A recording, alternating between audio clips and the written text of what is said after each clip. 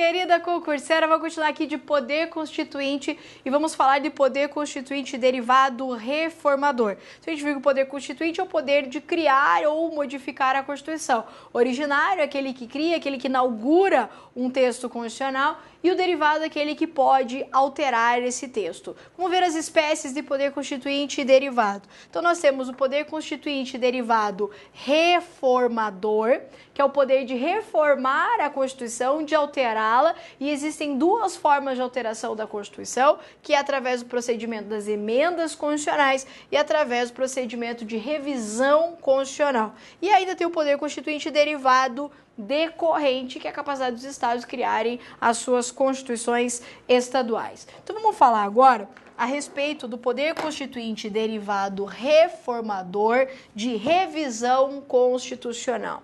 Aqui bem importante, o artigo 3º do ADCT, que é o Ato das Disposições Constitucionais Transitórias, ele estabeleceu um procedimento simplificado de alteração da Constituição, que só poderia ser realizado 5 anos após a promulgação da Constituição. Por que foi previsto esse procedimento? Quando a Constituição estava sendo elaborada através da Assembleia Nacional Constituinte, houve muita discussão, houve muito debate a respeito da forma de governo e do sistema de governo que deveria ser adotado no Brasil.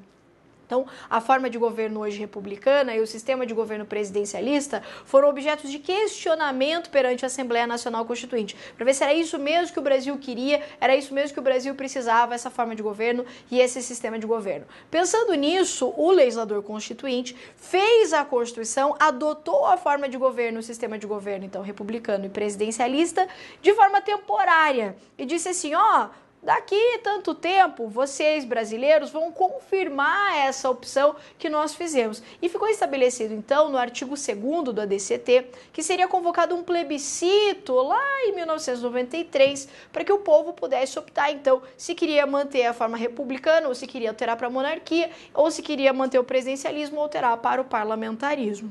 Pensando que o povo poderia alterar essas disposições, e se o povo votasse, por exemplo, pela monarquia ou pelo parlamentarismo, teria que se alterar diversos dispositivos constitucionais, concorda? Porque se eu mudar de república para monarquia, meu Deus, tem que alterar um monte de coisa da Constituição. Então, pensando nisso, nesse debate todo, e por que aconteceria esse plebiscito em 93, é que o legislador constituinte previu a hipótese de revisão constitucional. Então, ele disse, daqui 5 anos, ou seja, o povo já teria votado e decidido lá, vocês vão poder revisar a Constituição, reformar a Constituição através de um processo mais simples do que o processo das emendas constitucionais. O problema é que o povo manteve, então, a opção republicana e a opção presidencialista. E daí, meio que o objetivo da revisão constitucional acabou ficando assim, então não vamos ter muito o que mudar. E foram realizadas, então, nesse período, 6 emendas constitucionais de revisão. Então, o que eu quero que você entenda? Que a revisão constitucional é uma previsão do artigo 3º do ADCT, que prevê uma possibilidade de mudança no texto da Constituição através de um procedimento simplificado, que não é igual o das emendas constitucionais. Esse procedimento ele foi pensado por conta do plebiscito de 93. Porque se o povo mudasse, ia ter que mudar um monte de coisa, e se tivesse que fazer emenda, ia dar muito trabalho, então eles fizeram um procedimento mais simplificado. Como não houve alteração, as reformas que ocorreram foram reformas muito simples, pouco expressivas politicamente, e por isso nós tivemos a edição, então, de 6 emendas constitucionais de revisão. Essas emendas elas são um pouco cobradas em prova, e por isso eu expliquei detalhadamente aí no seu PDF quais são, para que elas servem, mas nós vamos elencar aqui essas 6 emendas para você poder ter essa referência. A primeira emenda constitucional de revisão, ela inseriu aqui, alterou o artigo 71, 72 e 73 do ADCT para criar um fundo social de emergência, que nem é mais aplicável nem nada disso. Então, o artigo 71 ao 73 ali inseriu esses 3 artigos ao ato das disposições constitucionais transitórias. Coloca esses artigos também todo no seu material para você ter aí a referência. Mas eu acredito que em prova não vai vir, dependendo, evidente, do concurso que você vai fazer, a redação literal do ADCT. O que pode vir é referenciando essa emenda à criação desse Fundo Social de Emergência, tá? A emenda 2, ela alterou a redação do caput do artigo 50 e do parágrafo 2º da Constituição Federal. Então, do artigo 50 caput e o parágrafo 2º também do artigo 50. Se você acompanhar aí comigo no seu material, esse artigo 50, ele vai dizer o seguinte: a Câmara dos Deputados e o Senado Federal ou qualquer de suas comissões poderão convocar ministro de Estado ou quaisquer titulares de órgãos diretamente subordinados à Presidência da República para prestarem, pessoalmente, informações sobre assunto previamente determinado, importando crime de responsabilidade, ausência sem justificação adequada. Essa emenda, ela inseriu essa parte que está em destaque para você ali, ó, ou quaisquer titulares de órgãos diretamente subordinados à Presidência. Inseriu isso tanto no caput como inseriu essa disposição no parágrafo 2º. Então, ela apenas ampliou essa questão das comissões de convocar pessoas para prestar depoimento perante essas comissões. A emenda 3 talvez seja uma das mais significativas aqui. A emenda 3, ela alterou diversos dispositivos do artigo 12 da Constituição que trata do tema nacionalidade. Aqui nós tivemos emendas de revisão que já foram alteradas também por outras emendas constitucionais. Mas o importante é que você conheça as principais alterações da emenda 3. Ela reescreveu aqui a questão da nacionalidade potestativa, que vai dizer que pode ser brasileiro nato aquele que for filho de pai ou mãe brasileiro, que fixar residência no país e após a aquisição da maioridade requerer a nacionalidade. Então ela alterou a redação desse dispositivo. Ela altera também a redação do dispositivo da naturalização extraordinária, que dizia que para você se naturalizar brasileiro, você tem que fixar residência no Brasil, hoje diz pelo prazo de 15 anos ininterruptos e não ter condenação penal. A redação anterior dizia pelo prazo de 30 anos. Então nós tivemos uma redução no prazo aqui com essa emenda constitucional de revisão. Ainda, a questão do português equiparado. A redação originária estabelecia que os direitos do português equiparado, aquele que tem igualdade de direitos, seriam os mesmos direitos de brasileiro nato. E a emenda constitucional de revisão veio equiparando o português a direitos de brasileiro naturalizado, né, ressalvando os direitos de brasileiro nato. Então, uma importante alteração aqui. E a questão da acumulação da nacionalidade.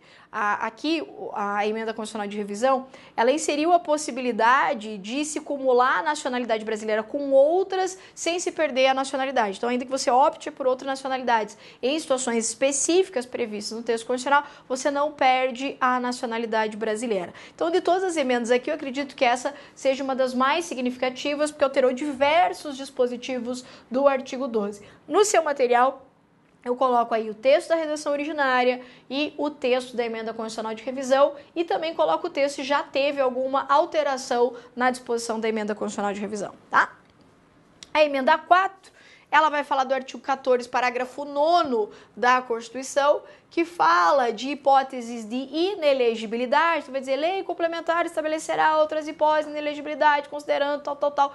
E o que essa emenda trouxe foi a possibilidade de estabelecer hipóteses de inelegibilidade, considerando a vida pregressa da pessoa, a moralidade administrativa, a probidade, etc. Tá? Então ela apenas ampliou aqui as possibilidades de se estabelecer requisitos de inelegibilidade. Essa emenda, então, ela teve um direcionamento importante hoje no que a gente conhece como Lei da Ficha Limpa.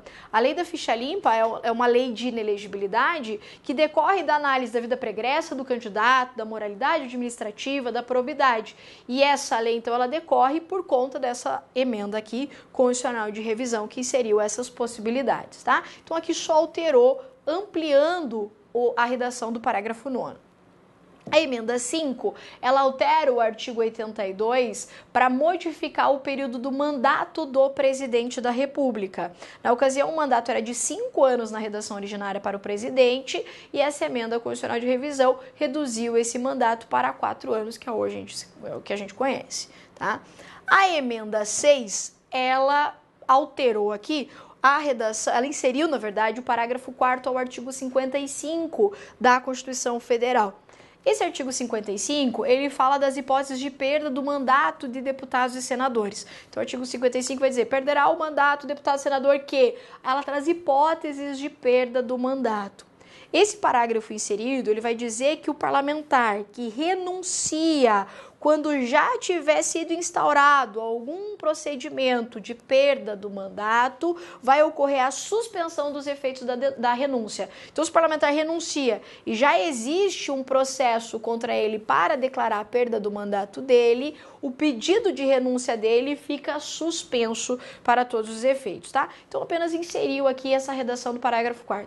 Então, veja que a emenda constitucional de revisão, essas que a gente acabou de ver, elas não foram significativas, assim, politicamente, como era a ideia da revisão constitucional quando ela foi pensada.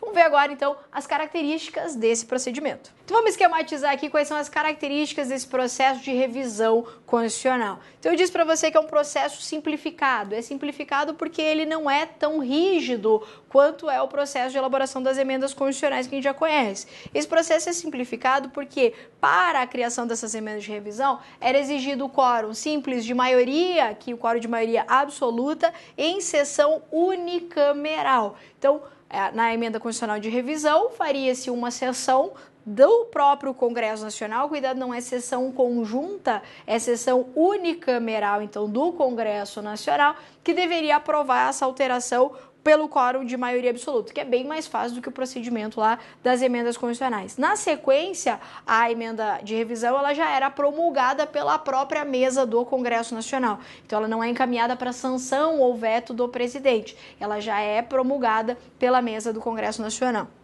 O tempo para realização, 5 anos após a promulgação da Constituição Federal. Então, essa emenda constitucional de revisão, ela só aconteceu 5 anos após a promulgação da Constituição e já se esgotou. Não existe mais como alterar hoje a Constituição por esse procedimento. Eu preciso que você saiba porque cai em prova, né? Mas eu não tenho mais como alterar a Constituição pelo processo de revisão constitucional, porque ela foi criada para ser feita naquele momento, em decorrência daquele momento histórico que eu falei, da alteração da questão do plebiscito e tudo mais. Terminou, fez, o que foi feito, não se faz mais emenda constitucional de revisão, não se faz mais modificação da Constituição por esse procedimento, mas você tem que conhecer ele. Ele é limitado, assim como todo poder constituinte derivado, né? Por ser reformador, ele é evidentemente limitado porque encontra limites na própria Constituição Federal, nas cláusulas pétreas, e ainda não se aplicam aos estados, ou seja, não existiu permissão constitucional para que os estados fizessem esse processo de revisão. Então, os estados podem alterar suas constituições? Podem, através do procedimento de emenda à Constituição Estadual. Não existe processo de revisão de Constituição Estadual. Então, você pensar que o processo de revisão constitucional ele foi feito para caso acontecesse alterações de forma de governo e sistema de governo. Então, por isso, 5 anos após, se permitiu a alteração simplificada da Constituição Federal, que acabou gerando aquelas 6 emendas que a gente já viu. Mas não é possível mais. Agora, se eu quiser alterar a Constituição Federal, se eu quiser modificar o seu texto escrito, necessariamente eu tenho que passar pelo processo de emendas constitucionais. Essas emendas constitucionais, a gente vai encontrar lá no artigo 60 da Constituição Federal. Então, é o processo hoje que existe para revisão e alteração do texto, da palavra ali constante na Constituição Federal. Vamos ver qual o procedimento aqui, de forma bastante simplificada, porque você pode ver isso com mais detalhes em processo legislativo. A gente vai dar aqui uma detalhada de como que ocorre essa alteração, essa criação das emendas. Então, primeiro, a iniciativa. Quem pode propor, quem pode realizar um projeto de emenda constitucional? Quem pode fazer uma PEC? Quem pode propor isso? A Constituição nos dá essa resposta lá nos incisos do artigo 60. Quem tem iniciativa para propor emenda constitucional é quem? 1/3 dos membros da Câmara ou do Senado, então 1/3 aqui no mínimo, né? Posso ter mais aqui deputados ou senadores fazendo essa proposta. O presidente da República e ainda mais da metade das assembleias legislativas dos estados. Só que cuidado, representando cada uma delas com pelo menos a maioria relativa de seus membros. Maioria relativa aqui, a maioria simples dos membros das assembleias legislativas. Então esses 3 aqui, ó, os 3 grupos aqui são os legitimados, que ele tem legitimidade para propor, para realizar uma proposta de emenda constitucional. Veja que o legislador constituinte não incluiu aqui o povo. A iniciativa popular é apenas tão somente de leis. Então, o povo pode propor alteração de lei ordinária e de lei complementar, mas não existe a possibilidade prevista no texto constitucional de iniciativa de emendas constitucionais feitas pelo povo. Ah, professor, mas o povo não é titular do Poder Constituinte? Mas não pode aqui propor emendas à Constituição Federal, tá? Porque a Constituição simplesmente não previu isso em seu texto. Depois que é feita uma proposta, eu vou fazer a parte de discussão e votação, assim como em todo processo legislativo. A discussão e a votação necessariamente tem que ocorrer nas duas casas do Congresso Nacional. Só que qual o detalhe aqui, ó? Em 2 turnos de votação e pelo quórum de 3/5 dos respectivos membros. Ou seja, eu tenho um processo legislativo de alteração da Constituição Federal mais rígido, mais trabalhoso do que o processo de elaboração de uma lei ordinária. É isso que caracteriza uma Constituição como sendo uma Constituição rígida. É isso que caracteriza a ideia de supremacia da Constituição, porque para mudá-la é mais difícil. E com isso eu tenho estabelecido uma relação de segurança jurídica, de estabilidade do texto constitucional. Então, lembrar, aprovação nas duas casas, em 2 turnos de votação. O que é isso? Vota primeiro, espera um período chamado de interstício, não previsto na Constituição, vota de novo. Aprovou em uma casa? Encaminha para outra. Novamente em 2 turnos de votação. E em cada votação tem que ter o quórum de pelo menos 3/5. Uma vez aprovada a emenda constitucional, ela já vai ser encaminhada para promulgação. Não existe nas emendas a fase de sanção ou veto do presidente da República. A emenda ela nunca será encaminhada ao Executivo, porque a alteração do poder da Constituição Federal, do poder constituinte originário, foi atribuída exclusivamente ao Legislativo Federal. Então, quem pode fazer é apenas o Congresso. Então, uma vez que ele aprovou nas duas casas em 2 turnos, ele encaminha para promulgação. Não vai a sanção ou veto do presidente. Quem vai promulgar?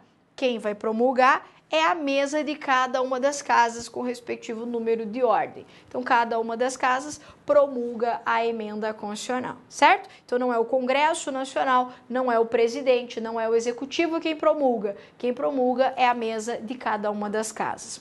Outra coisa importante é a aplicação do princípio da irrepetibilidade no que tange às emendas constitucionais. O que é isso? Uma proposta de emenda constitucional que foi rejeitada ou tida por prejudicada em uma sessão legislativa, ela não pode ser proposta na mesma sessão legislativa. Então, por exemplo, nesse ano legislativo, tem uma proposta, ela foi rejeitada, não pode propor no mesmo ano legislativo, apenas na próxima sessão legislativa. Cuidado, sessão legislativa não é o momento da reunião. Ah, foi rejeitada hoje, vamos propor amanhã ela? Não, é apenas no próximo ano, ou seja, na próxima sessão legislativa. Tá? Então essa é a fase de discussão e aprovação aqui das emendas constitucionais. Agora nós vamos falar a respeito dos limites ao poder de reformar a Constituição. Como a gente viu, o poder constituinte derivado reformador ele é limitado. Aí a gente vai ver então agora quais são essas limitações aplicáveis ao poder constituinte derivado reformador. Primeiro, limites temporais. Quando a gente fala em limites temporais, é um período de tempo que a Constituição não pode ser alterada, que ela não pode ser modificada. Atenção, a nossa Constituição Federal não estabelece limites temporais. Professor, então por que você está falando? Porque é uma possibilidade e isso cai em prova. Então, quais são os limites do poder constituinte derivado reformador? Pode ser temporal? Pode. A nossa tem limites temporais? A nossa não tem limites temporais. Tem uma corrente doutrinária aí que defende que aquele período de 5 anos para a realização da revisão constitucional seria um limite temporal, mas não é o que a doutrina majoritária defende. A doutrina majoritária, ela vai entender que a nossa Constituição Federal, ela não estabeleceu limite temporal, porque o limite temporal é durante X período, não pode alterar. E a emenda de revisão, a revisão constitucional, estabelece um período para ser alterado, entendeu? Então, a ideia é diversa. Então, por isso, de acordo com a corrente majoritária, não existe limites temporais na nossa Constituição Federal. Mas você tem que saber que existe aqui esse tipo de limite que poderia ter sido estabelecido.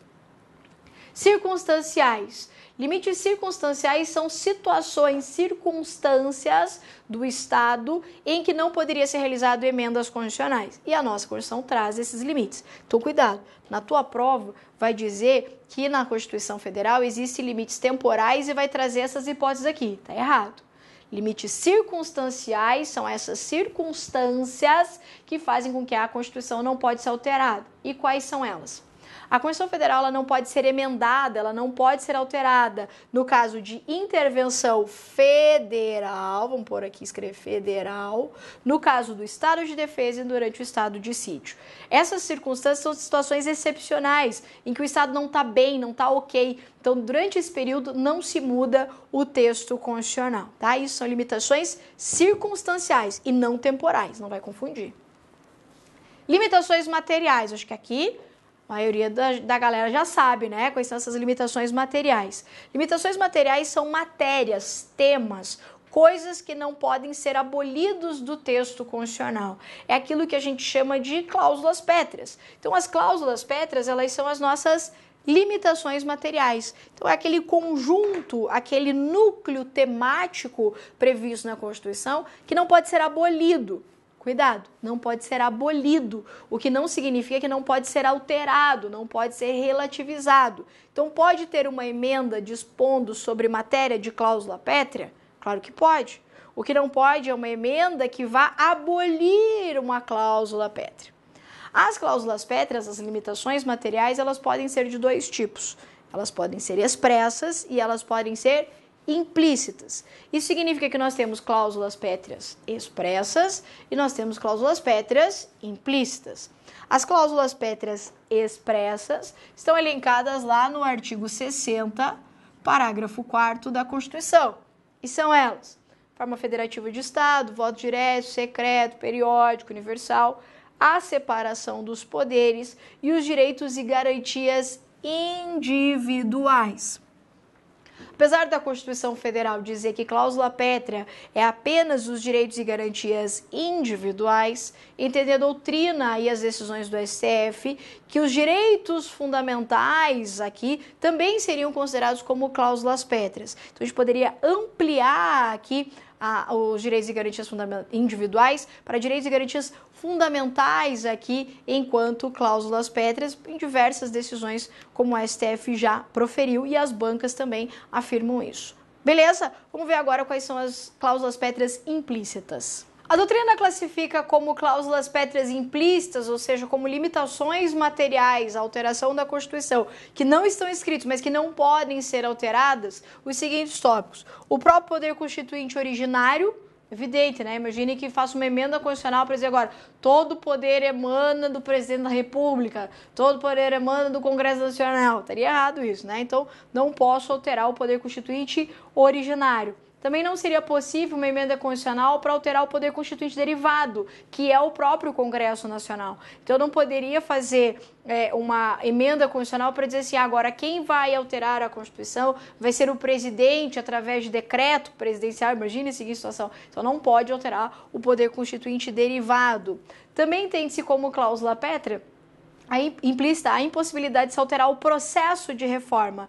Então, entende a doutrina que eu não poderia modificar o processo de reforma da Constituição, que ele já teria sido pré-estabelecido pelo Constituinte por um motivo, que era o de atribuir com exclusividade ao Legislativo a sua alteração. Então, estabelecer, por exemplo, que agora teria sanção ou veto do presidente no projeto de emenda, isso seria violação de uma cláusula pétrea implícita. E poderia colocar ainda, de acordo com a doutrina, que uma cláusula pétrea implícita que eu não poderia alterar o próprio artigo 60, parágrafo 4º, que estabelece as cláusulas pétreas. Como assim, professora? Imagine que veio uma emenda constitucional que visa abolir o artigo 60, parágrafo 4º. Veja que ele não aboliu uma cláusula pétrea em si, ele foi lá abolir o artigo que estabelece, o dispositivo que estabelece as cláusulas pétreas. Evidentemente que seria impossível por violar essa ideia de cláusula pétrea implícita. Ok? Bom, então é isso.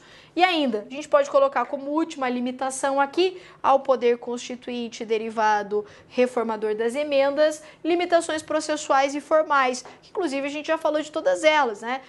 Tem a pessoal da iniciativa, discussão e votação nas duas casas, em 2 turnos, o quórum específico. Então, quer dizer, eu tenho um procedimento mais rigoroso, mais rígido de alteração da Constituição Federal, que é, como eu já disse, o que caracteriza a nossa Constituição Federal como sendo uma Constituição rígida. Então, é importante você lembrar que posso alterar a Constituição? Posso, mas existem limites para a sua alteração, que podem ser temporais, que não temos, podem ser circunstanciais, que temos circunstâncias, podem ser materiais, como a gente viu, e podem inclusive ser processuais ou formais, como por exemplo o rito, o quórum, etc. Certo? Vamos falar agora ainda a respeito do poder constituinte derivado decorrente. O que é isso? Poder constituinte derivado decorrente, ele é derivado porque ele deriva da Constituição Federal, só que ele não serve para reformar a Constituição Federal. Ele é aquele poder que atribui aos estados a capacidade de se auto-organizarem através de constituições estaduais. Então, a União, ela se auto-organiza através de uma Constituição Federal. Os estados se auto-organizam através de constituições estaduais. Então, o poder que é atribuído aos estados para elaborar suas constituições estaduais, chamamos de poder constituinte derivado, derivado que deriva do originário, foi o originário que atribuiu isso, decorrente para criar a Constituição estadual, certo? A própria Constituição, lá no ato das disposições constitucionais transitórias, vai dizer como que essa nova Constituição deve ser criada. Ela estabelece um prazo ali, né, para a criação, que é 1 ano após a Constituição Federal. Está aí no seu material o artigo 11 do ADCT, que estabelece como ela deve ser realizada.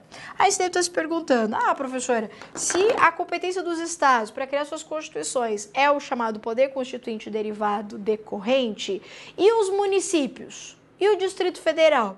A gente sabe que os municípios, eles se auto-organizam através de lei orgânica. E a lei orgânica, ela tem que obedecer não diretamente à Constituição Federal. Ela tem que respeitar a Constituição Estadual e a Constituição Federal. Então veja que a auto-organização dos municípios através de lei orgânica, ela não decorre diretamente da Constituição, como é o caso das constituições estaduais. E veja que na esfera dos municípios a gente não fala de Constituição Municipal, é lei orgânica, atividade legislativa. Então, por não ser exercício de poder constituinte direto da Constituição, é que a gente não pode afirmar que os municípios têm, quanto à sua auto-organização, a possibilidade de exercer poder constituinte derivado decorrente. Então, poder constituinte derivado decorrente é uma atribuição dos estados. Não é atribuído esse poder aos municípios, porque para o exercício da auto-organização dos municípios, eles têm que obedecer à Constituição Estadual e a Constituição Federal. Quer dizer, não decorre diretamente do poder constituinte originário. Mas e o Distrito Federal? O Distrito Federal, a gente sabe que ele também se auto-organiza através de lei orgânica.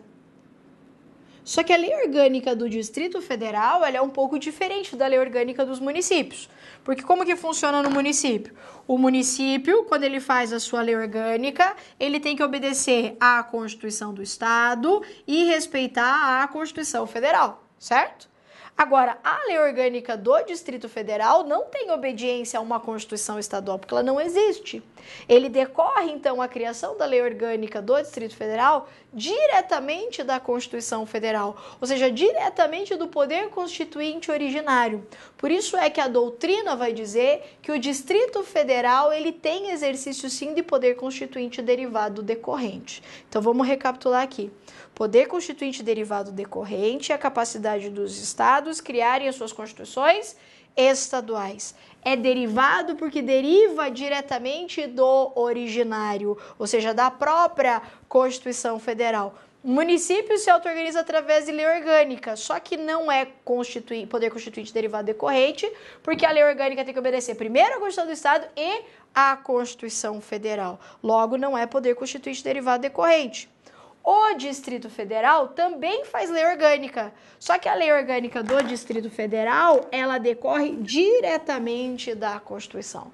Por isso que o STF já reconheceu que a lei orgânica do Distrito Federal, ela atua como uma própria Constituição daquele ente. Então, por isso, atribui-se ao Distrito Federal o exercício de poder constituinte derivado decorrente. Então, se vier na sua prova, quais entes federativos têm poder constituinte derivado decorrente? Os estados e também o Distrito Federal, de acordo com a jurisprudência do STF. Mas município tem? Município não tem.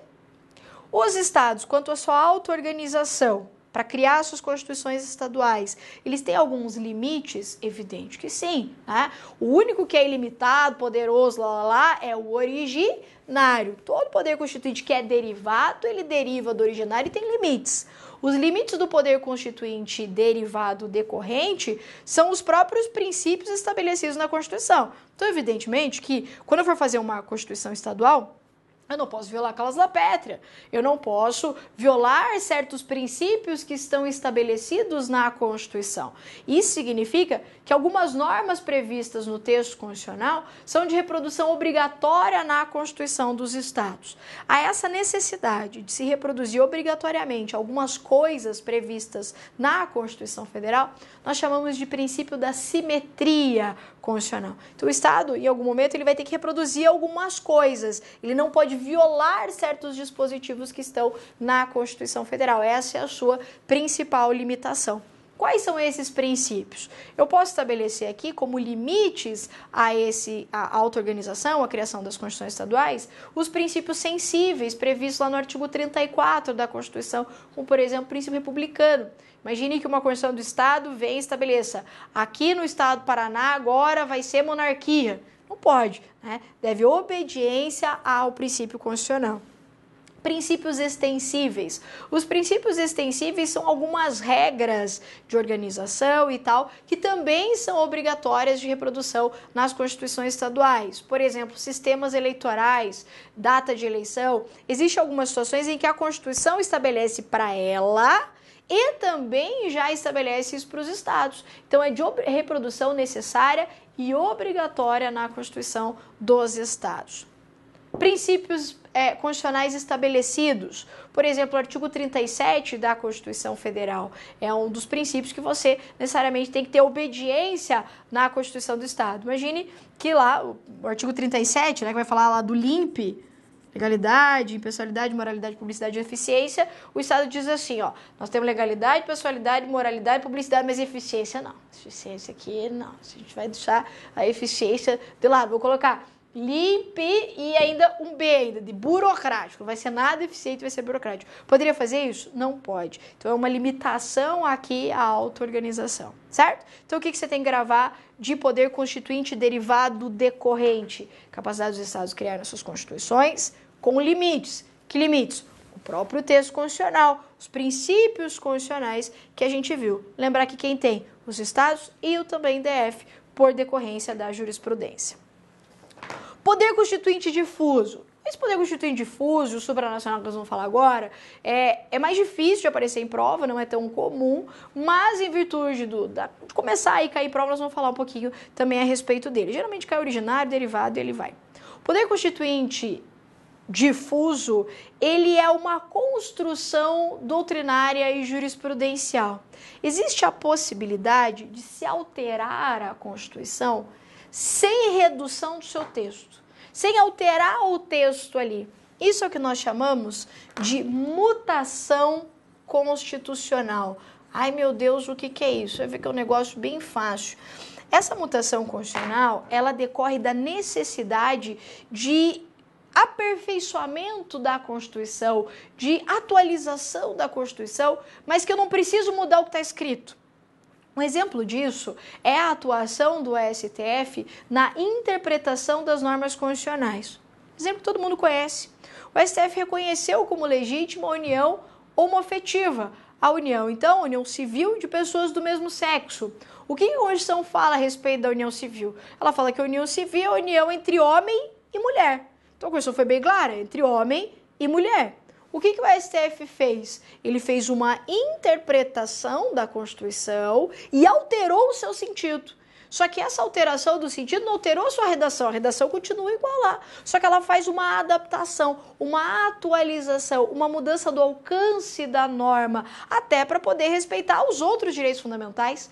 Então, quando a jurisprudência faz uma interpretação, altera o sentido de uma norma ou o seu alcance para atender uma necessidade social, uma necessidade fática, nós chamamos isso de poder constituinte difuso, que é a tal da mutação constitucional. Então vai dizer que é difuso, porque decorre aqui do texto constitucional, está escrito ali na Constituição, é uma situação fática, não está escrito, o poder constituinte difuso poderá interpretar, não existe nenhum lugar escrito isso. Então decorre da necessidade fática de atualização e modernização, melhor dizendo, da Constituição Federal. Lembra que a mutação nunca reduz o texto. Quem pode reduzir texto é a emenda constitucional. A mutação, ela altera o sentido, o alcance da norma, a sua interpretação. Poder constituinte supranacional, ele é mais difícil de visualizar, mas em sociedades modernas, né, do jeito que a gente vive, em uma sociedade de cidadania internacional, a gente tem que falar a respeito disso.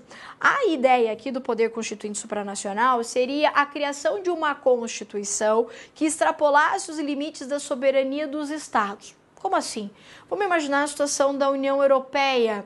A União Europeia é uma comunidade formada por diversos países europeus. A possibilidade de se criar uma Constituição aplicável a todos esses países seria a ideia do poder constituinte supranacional. Então, a possibilidade de se criar uma Constituição que fosse além dos limites dos estados, além da ideia de soberania estatal, indo além e prevendo, então, um regramento, uma organização política entre vários países. Nós não temos, né, essa Constituição europeia não foi criada, mas está aí o conceito do que é poder constituinte supranacional. Ok? Vamos fazer uns exercícios aí para a gente fixar essas coisas todas. Vai lá. Poder constituinte derivado reformador manifesta-se por meio de emendas à Constituição, ao passo que o poder constituinte derivado decorrente manifesta-se quando da elaboração das Constituições estaduais. Mais simples que isso não tem, né? Poder constituinte derivado reformador pode fazer emenda. Só vai ter de revisão também, mas ele não diz que é só isso, né? Então, poder constituinte derivado reformador, capacidade de fazer emendas à Constituição. E o decorrente, fazer as Constituições estaduais. Bem simples, correta alternativa. Diz assim a próxima. Por serem normas de observância obrigatória para os estados, os municípios e o DF, as chamadas cláusulas pétreas da Constituição devem ser reproduzidas nas respectivas leis fundamentais desses entes e constituem os únicos limites materiais a serem observados quando de suas reformas. Nada a ver, né? A gente viu que sim, as cláusulas pétreas são limites aqui, a alteração, o poder constituinte derivado e tudo mais, mas não são apenas. Tanto é que as constituições estaduais, a gente viu que ela tem respeito aos limites e princípios previstos na Constituição Federal, estabelecidos, tal. E a lei orgânica dos municípios deve obediência à Constituição Estadual e também à Constituição Federal. Então, não é limite tão somente às cláusulas pétreas, tá? E, por fim, diz assim, alteração informal do texto da Constituição Federal, realizada pelo poder difuso, é realizada por meio de... E daí vem uma série lá de alternativas. Então, ele está falando aqui do poder constituinte difuso, que a gente acabou de falar, que é a ideia da mutação constitucional. Vamos ver as alternativas. Aí vem lá, emenda constitucional. Emenda não é poder constituinte difuso. Emenda, poder constituinte derivado reformador. Revisão constitucional, poder constituinte derivado reformador. Ato das disposições constitucionais transitórias é decorrente do poder constituinte originário, é ele que fez o ADCT, então não tem nada a ver com poder difuso. Emenda de revisão constitucional é a mesma coisa que revisão constitucional e mutação constitucional, que é a nossa alternativa correta. Ok? Era isso que nós tínhamos para a nossa aula de hoje. Espero que você tenha gostado e até breve.